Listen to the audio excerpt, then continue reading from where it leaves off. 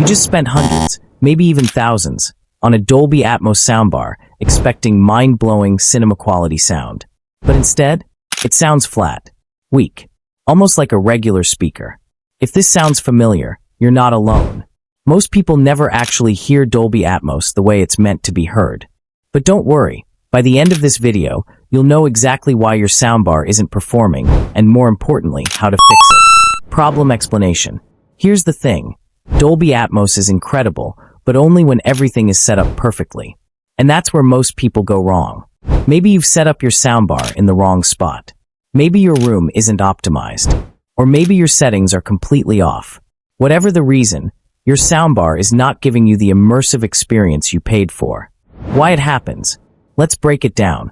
One of the biggest mistakes? Placement.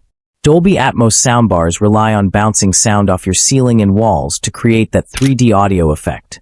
If your ceilings are too high, too low, or even the wrong material, those sound waves get lost, and the effect is ruined.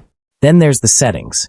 Many people assume their soundbar is automatically playing Atmos, but here's the shocking truth. Most of the time, it isn't. If you're not using the right HDMI input, if your streaming service isn't outputting Atmos, or if your TV settings are wrong, you're only getting basic surround sound, not the full Atmos experience.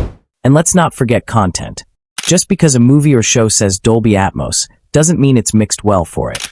Some Atmos tracks are just weak, no matter how good your soundbar is. Step-by-step fix. So how do we fix this?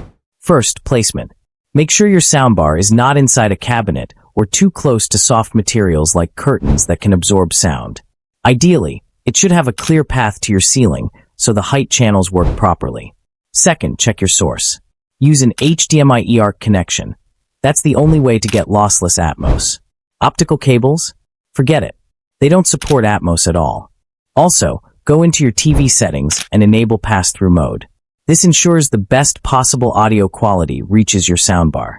Third, play the right content. Not all streaming services deliver full-quality Atmos. Apps like Netflix compress audio heavily, while services like Apple TV Plus and Blu-ray discs offer the best Atmos tracks. So, if you really want to hear Atmos at its best, pick the right content. Final takeaway and CTA. The difference between a bad Dolby Atmos setup and a great one is massive. Just a few small tweaks can take your experience from disappointing to mind-blowing. If this helped you, let me know in the comments which mistake you were making. And if you want more tips on getting the best sound from your setup, check out this video next. Don't forget to like, subscribe, and turn on notifications so you never miss an audio upgrade.